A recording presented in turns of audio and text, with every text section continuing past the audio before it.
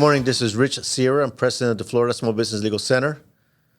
This is episode number 22 of Business SOS. Today's topic is, can I afford a lawsuit? So many times when I talk to my clients, and I do quite a bit of litigation in my practice, a common question that I receive is, how much is this going to cost me? And it's a valid question. And the answer is always, it depends. So before I start, I want to invite you to participate in the show.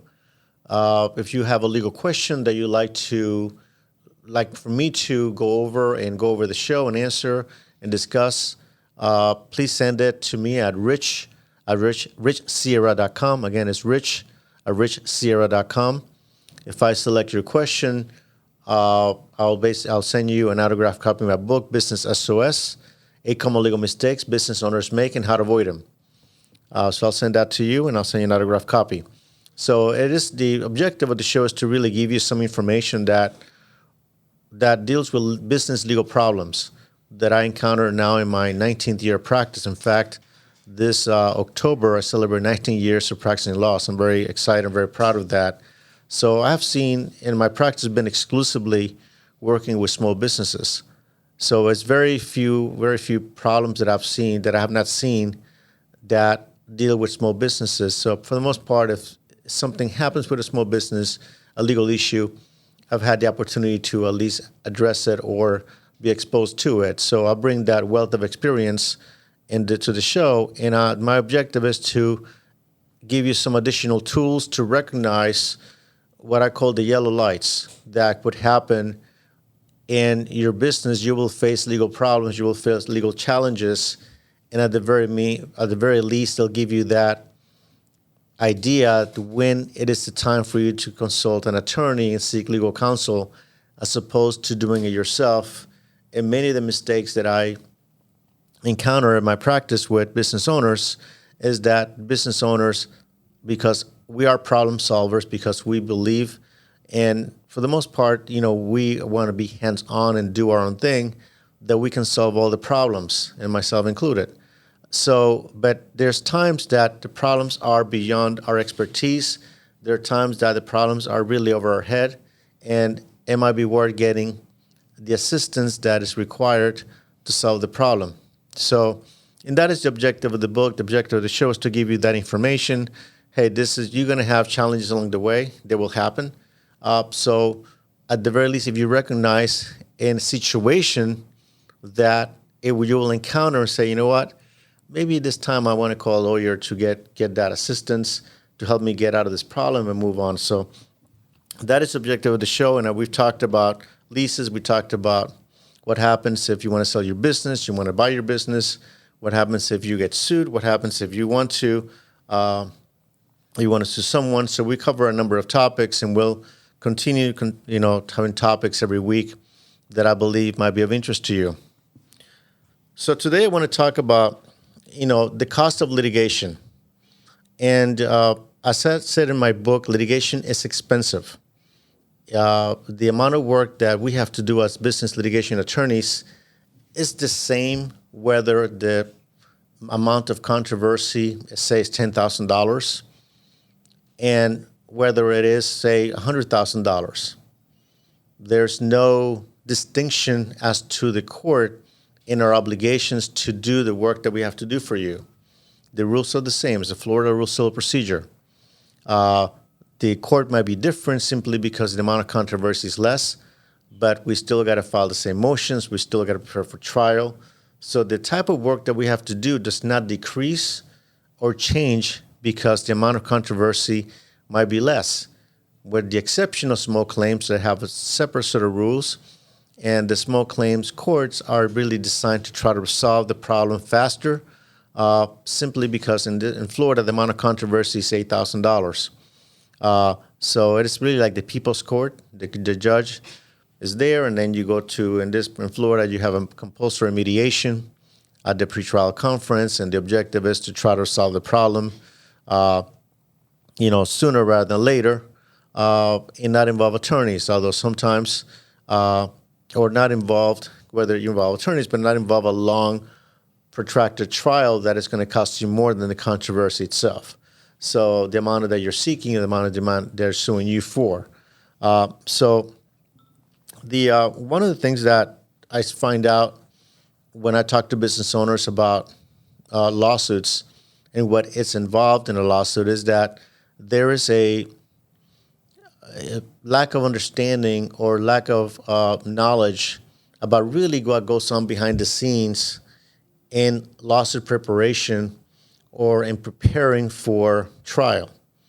And you don't see a trial, it's not like TV that you have something happens at the beginning of the show, 30 minutes later you're in trial. It doesn't work that way in real life.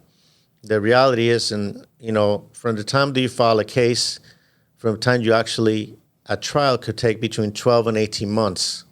And that's fast tracking the case because the courts are overwhelmed. An average judge might have 3,000 cases that he or she will have to manage in his or her docket. So it is not as simple as it sounds to file a lawsuit or take a case to trial from the time that you basically filed the lawsuit or you were sued and to the time that you actually have your day in court. So I've said this before in prior episodes that 80%, and this is my opinion based on my experience, 80% of litigation is procedure. And that's procedure that we go through, and there are pretrial motions that I'll go over some of them that you will see that are very common today. There's discovery. There's a lot of things that go on behind the scenes and that the attorneys are primarily responsible for. You get involved in the case that there is a discovery that we have to request documents from you, that you have to answer interrogatories on the road. If we need to get some facts from you to help you prepare the lawsuit. But for the most part, the attorneys are in charge, and attorneys have control of this process. And to you as the client, you feel somehow that you feel out of control because you said, I don't know what's happening with my case. I'm seeing all these documents that I do not understand. You're not expected to understand them because you're not an attorney. But that's basically the initial parts of a lawsuit are procedure. They're defensive motions.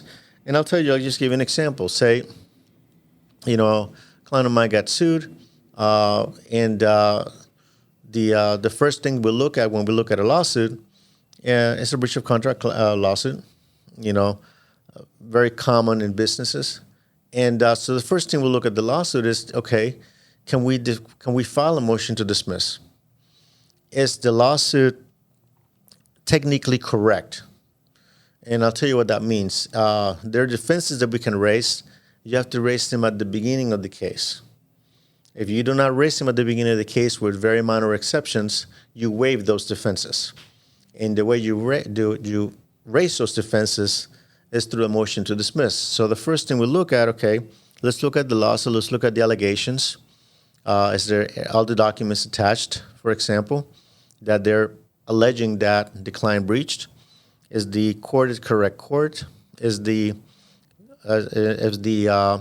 whether the correct court, number one, controversy, but also it's in the correct place. Is where they filed the lawsuit is in the correct county. So we look at jurisdiction, we look at venue, we look at the allegations. There's an analysis that we do as attorneys, basically litigation attorneys, when we're doing the defense side, to make sure that what is called the four corners of the complaint, the lawsuit is correct. It doesn't mean that we agree with it. Clearly, we're not going to agree with it, but we want to make sure that at the very minimum, there's some technical issues here. Is it technically correct that will survive the motion to dismiss? And if it doesn't, that's our first line of defense, is to look at a motion to dismiss as a way to push back, so to speak, and begin to create that distance between what they're trying to do, which is collect money from you, and basically then begin to put that defensive barrier. If we find that there's some areas that we can actually raise that will be, for the most part, our first course of action. We'll prepare a motion to dismiss. We state the grounds that we actually raising that, and we basically file it with the court, and then the court can decide, and we set up a hearing, and then the court will make a determination whether they agree with us or do not agree with us, and then we'll move forward. If the court agrees with us, for the most part, that is usually give the plaintiff is given an opportunity to amend the pleadings and file another amendment and correct the defect, if it's correctable, and file it again. So all that costs money, and it goes back to the original, the topic of today. When you talk about an average cost of an attorney, say $400 or $500 an hour for attorney's time, and then about $150 plus for paralegal time, these items can add up quickly. So the strategy, when you look at, if you're the one being sued, when you talk to an attorney, say, how much is it going to cost me? The attorney cannot tell you precisely how much it will cost you, because a lot of the work that the attorney will have to do, if we're doing defense work, is generated by the plaintiff. The plaintiff filed the lawsuit, so we have to prepare a defense. If we're not doing an answer, a dismissal, a motion to dismiss, then we're basically filing what is called an answer and affirmative defenses, in which we look at every allegation, either we admit or deny, we say we have no knowledge, and then we prepare affirmative defenses to that pleading, and then we send it out. So that takes time to prepare. We also have discovery. Discoveries are interrogatories that are sent to you to answer under oath. Production request. Those are documents that you'll have to provide within 30 days of service to the plaintiff that your attorney has to review to make sure that they're not confidential documents, that they're relevant documents, they're documents that we don't have to object to. If they're objectionable, then we address those. They also request for admissions. They give you admissions for you to admit certain allegations, which are designed to see if they can actually, what is called, short-circuit the case to a summary judgment. And that's a different topic altogether, and I'm going to go in here in a deep dive. So a lot of the work is generated by the other side, and also there's preparation time. You're paying for the attorney's preparation on the case. The cases are very factual, and as I mentioned before, you know the facts.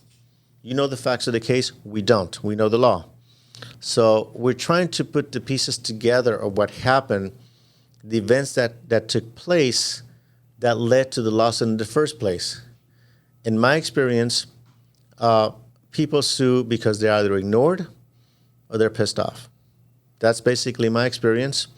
Because a lot of times you have a demand letter that precedes the lawsuit.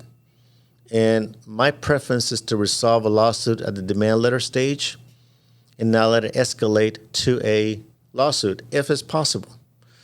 Sometimes what happens is clients let the demand letter, receive the demand letter, and then they ignore it, or they begin to talk to the attorney directly, which is a mistake. If you have an attorney on one side, you should need to have an attorney on the other side. And they don't come to an agreement, and then the lawsuit gets filed, and that's when I get called. So the opportunities that are missed throughout the process, and the more the process escalates into a lawsuit, the more expensive it's going to get. So some of the motions that usually are filed, very common motions, and you have the motion to dismiss the lawsuit, motion to strike part of the pleading. There are also amendments to the pleading, meaning that you can amend whether it's the lawsuit, whether it's an answer. In Florida, the amendments are liberally accepted. So the court will agree to an amendment unless you abuse the privilege. But for the most part, you'll be able to amend it. And it's very common that the lawsuit that you began with, whether you're being sued or you're the one suing, the lawsuit that you started with will not be the same lawsuit that you will end up going to actual trial with, because it'll change based on the information that you received through discovery. It is very common. There's also motions to compel. Sometimes discovery is not answered properly or people do not answer discovery. And then counsel will have to ask the court to compel the other party to answer the questions or to provide discovery. Could be a deposition. So this likes motion practice. And what goes on behind the scenes, which people don't realize, is that for us to schedule a hearing with the court, even if it's a 5-minute hearing, it takes about an hour per legal time. It sometimes takes time from the attorney as well, because the motion has to be prepared, has to be filed. Then the paralegal will have to contact opposing counsel's office and find out when do they have a hearing for the particular motion. They have to look at the court's schedule and based on the availability of the court, say they agree on an actual date. Then a notice of hearing will have to be prepared.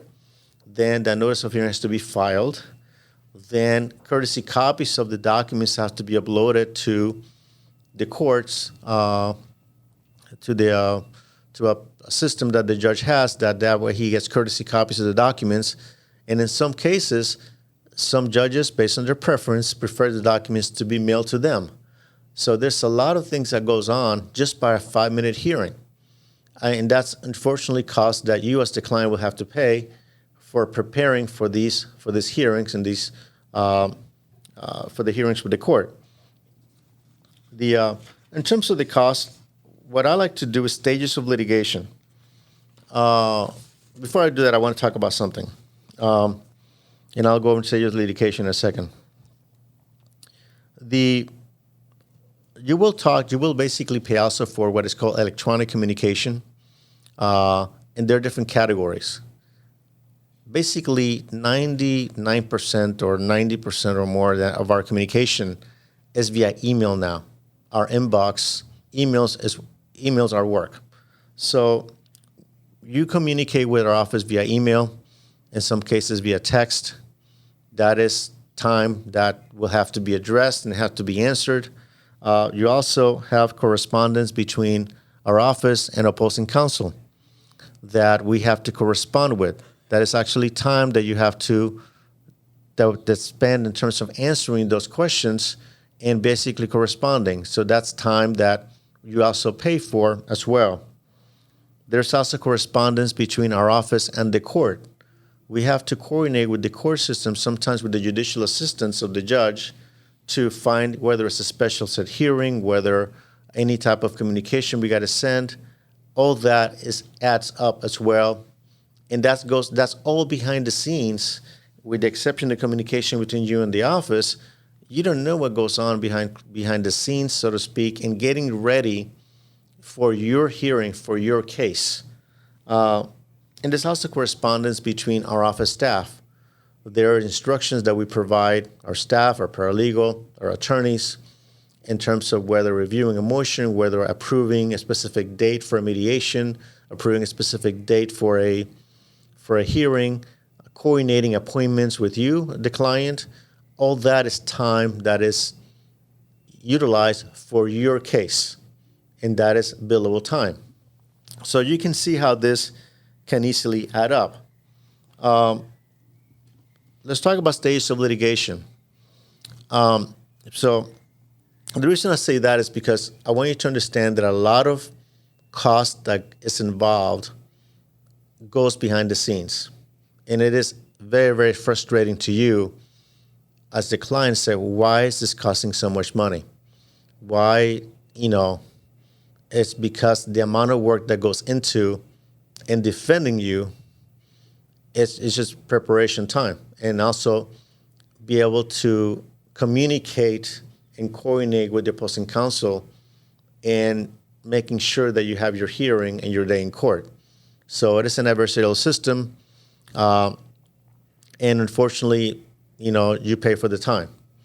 So I like to look at stages of litigation, and the way I look at litigation, it is a tool for negotiation. The reason we go to court in the system that we have is that if two parties have a breach of contract case or they have a dispute, if they cannot solve it themselves, the next step is they have the court system to try to solve it for them.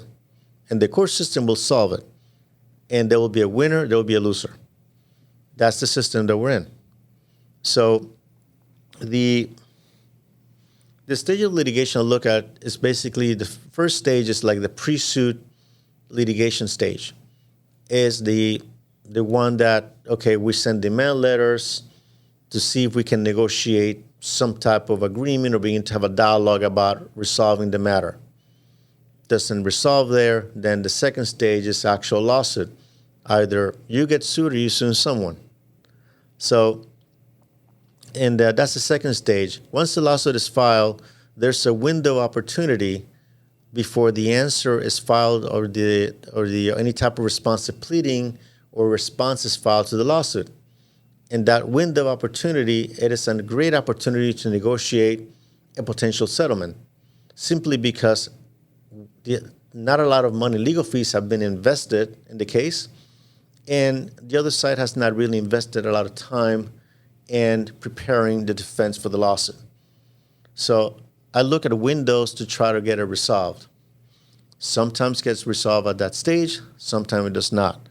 So what I try to do is give the client, okay, from this stage to this stage, this is the approximate budget that you will have to prepare for. And if it gets resolved at this stage, then we're fine. But at this point, if it doesn't get resolved at this stage, say at the stage that an answer has to be filed, we'll sit down and talk about the next stage. The next stage will be discovery. Or the next stage you'll be responding to the lawsuit, and then the discovery phase, meaning that we will send some interrogatories requests to the opposing side. We'll send requests for production of documents, and we'll send requests for admissions, and I am sure they will return the favor and send the same thing to us as well. So it's not just sending those questions. Because the cases are factual, we have to basically prepare those questions based on the facts of the case. So there's preparation time to prepare for those interrogatories to make sure that they're clear, that they ask the question that you need to ask to help prepare your case, that they're not confusing, they're not ambiguous, so that way we don't get an objection, basically say that the question is not clear, please resend it. So there's preparation time to prepare the proper interrogatories. Then the interrogatories and same thing with the production request. We had to prepare the type of documents that we're seeking from the opposing side to make sure that we ask for the correct documents. And the same thing with the request for admissions. That's preparation time. Once we develop those questions that we are going to request from the other side, there's a format by which those questions need to be prepared. So there's a format that we send pursuant to the rules. Once we develop those questions, then it's prepared, put together in the format that is required. Then we serve those to opposing counsel. So you get the picture here. We have not even started yet on having a trial date. We're simply preparing your case. And because it's an adversarial system, we don't know. The reality is you do not know how much it's going to cost to take the case to trial because you don't know what the other side is going to do. And for that reason, my philosophy is if you are involved in a lawsuit is to try to get out of it as soon as you can, simply because of the uncertainty of the cost of litigation, because the other side can create work for your attorney to make sure that you're spending money. I mean, litigation is a battle of resources. So one of the parties will have more resources than the other, and for the most part, and one party can actually create tremendous amount of work for the other side, and at some point, one side will run out of money and the attorney will not be able to continue the case. So you don't want to get into that situation that you said, I cannot continue because you're already invested in the case. So when you head into litigation, you got to say, okay, what is the objective? And I'm going to start with the end in mind. So a good question, so going into other costs that you have to look at. you'll have to look at co-reporters that you have to pay. Those are co-reporters that appear at hearings and take transcripts of your deposition. They appear at the at hearings, and it is a good policy, depending on the type of hearing, that to always have a co-reporter present to take your transcripts of the actual hearing to preserve the record for appeal. So, an average co-reporter, and again, I'm just talking from personal experience, it's about $125 an hour just to appear. And if you order the transcript, it could be $5, $6 per page. So it can add up very quickly. Process servers, you're going to file the lawsuit. You have to send it to a process server to serve the document to the party that is being sued. And that could cost between $100 and $125 per service. These are third-party vendors. They send a bill, you pay it, but I'm telling you that you will have the other vendors involved in your lawsuit that are outside of the law firm. You also have mediation. Mediator gets involved. That's a third party that does nothing to do with the lawsuit. The mediator gets hired. Could be $500, $600 an hour, depending on the cost. The mediator is split between the parties for the most part. So you got to anticipate that. There are other miscellaneous costs, like FedEx charges, postage. In the old days, they charge for long distance. I don't know if they still do. We don't. But that's, more of a preference. But there are other charges along the way that are outside, that are part of your case, that you'll have to pay for, that has nothing to do with with the attorney's time or paralegal's time. Expert witnesses, if you hire expert witnesses in your case, you got to pay for that as well. So you get the idea in how this can easily add up. An estimated litigation period and time could be between 12 to 18 months. At least I'm talking from Florida. So you have to look at that. And trial preparation. The trial preparation is key here. And if a case is certain to go to trial because all the efforts to settle have been exhausted, so at that point, the attorney will have to basically shift the focus on you and your case, which inevitably the attorney will spend more time in your case than other cases, so your billing was going to be significantly higher than in the initial months.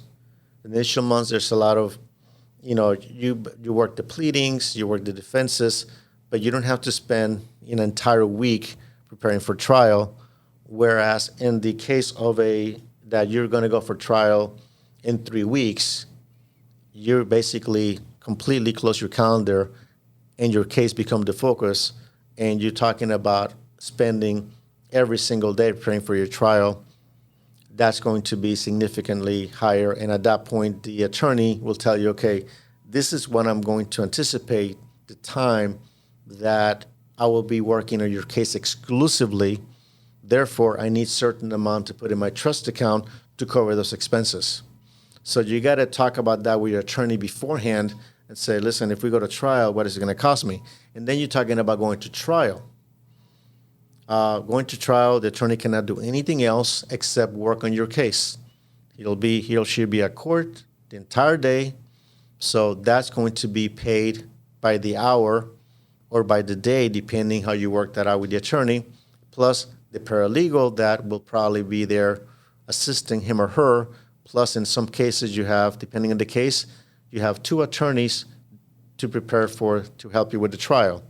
So the stages right now, you have the beginning stage, which is the pre-suit stage. Then you have the one that you file, the window between filing a response. You file the lawsuit, filing a response. You have the discovery phase where you issue subpoenas for deposition. That costs money. You got to process server to send it. The discovery phase that you actually spend time reviewing documents, and that's attorney's time, reviewing, cataloging documents. You also have to look at whether or not you have to file a motion to compel discovery, simply because in many cases the answers are not answered fully, the questions are not answered fully, but also the discovery is not produced fully. So there's sometimes hearings or objected to. So sometimes you have hearings with the court to kind of resolve that difference, but that in itself can add up. So a question, the way I do it, I'm developing this litigation budget worksheet. It is not finalized, so I'm not going to make it public yet. But one of the things that I do is basically I try to do an estimated amount of time per month that I'll spend in the case. It could be 10 hours a month, 15 hours a month, depending on the case. It is estimated because at the beginning, you're not going to spend 40 hours a week in one case. And again, depending on the case, but for the most part, small business type of litigation, you're not going to. Because there's some windows that you have to wait. You do discovery, you got to wait 30 days. So you wait. So at that time, there's really not much to do except wait. But then you have to look at the documents. That takes time. So say, okay, I'm going to spend maybe 10 hours a month for your case before I go to calendar call.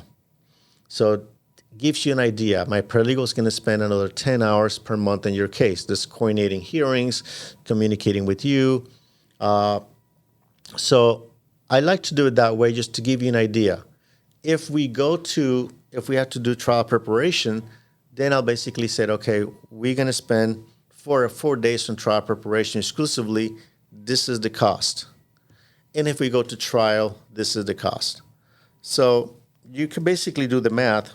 And the idea is for attorney, a good way to ask the attorney is, okay, on a monthly basis, between now and the next 6 months, how much time do you think you're going to spend in the case? And give me an idea of the budget that I need to have in order to prepare this budget and whether or not I can afford it. And that is a good way to do it. And I'll just give you an analogy. When, I watch, my wife makes me watch HGTV. She doesn't make me watch it. I love it too. So I watch the shows with her, and I love the shows about that they have to fix problems that the homeowners created. I think one is Help I Wreck My House. It's one of the shows that I love. And the reason I like that show is about problem solving. The homeowners basically create chaos in those homes, and they try to bring, I think Jasmine is the host, to try to fix it. But one of the things that she asks is, what is the budget that you have to fix this? And that's the thing. You need a budget in order to be able to fix the house, fix the property. They're not going to do it without a budget. They're not going to do it without having the funds available. Litigation is the same way. We have to have a budget, litigation budget available to be able to help you solve your legal problem. Whether it's you're going to sue or you're going to be the one being sued, there has to be a litigation budget and to be able to help you with your legal matter. And we can talk specifically about how to finance that. I know there's some financing companies that provide financing for legal services, and we can talk more about that later in a different show. But for the most part, the topic for today is, can I afford a lawsuit? The answer is depends. In my experience, many business owners can't. So in terms of taking a case from the beginning of the case all the way to trial, it's really could be prohibitive. And it can basically bring a business down, even if you are right. Even if you have the best case possible, if you don't have the resources available to defend it, it could be a problem. So the answer to that is to triage and really use the funds effectively to have the best litigation strategy possible with the funds that you have. That is basically, in my opinion, the key here, because you're not going to be able to do everything. You got to do what is essential to help you solve this case, and you can move on. You're the one suing, do it effectively. If you're the one being sued, do it effectively. You have a certain amount of resources. Let's use them effectively. Let's do what we believe will give you the greatest result to get you out of this legal problem, because you have better things to do than be involved in a lawsuit. We do this for a living, but you don't. So the idea is for you to go on with your business and get out of this legal problem as soon as possible. So I hope this information was helpful to you. If you have any questions about this topic, please send them to me at rich@richsierra.com. I go into more detail into the cost of litigation in my book in Chapter 8, Business SOS, 8 Common Legal Mistakes Business Owners Make and How to Avoid Them. It's available on Amazon, Barnes & Noble, and you can ask for it in local bookstores. If you want to learn more about the legal services that we offer, our website is floridasmallbusinesslegalcenter.com. You can have this podcast on YouTube. You want to watch it. We're at youtube.com/@RichardSierra. If you want to give us a call, number is 866-842-5202. If you like the podcast, hope you did, and I hope information is helpful to you. Please, like us and follow us and give us a review and share it with your friends. I think this will be helpful to them as well. We're available in Apple Podcasts, Spotify, wherever you listen to your shows. Until next week, this is Rich Sierra with the Florida Small Business Legal Center. Remember that my goal is to help you succeed.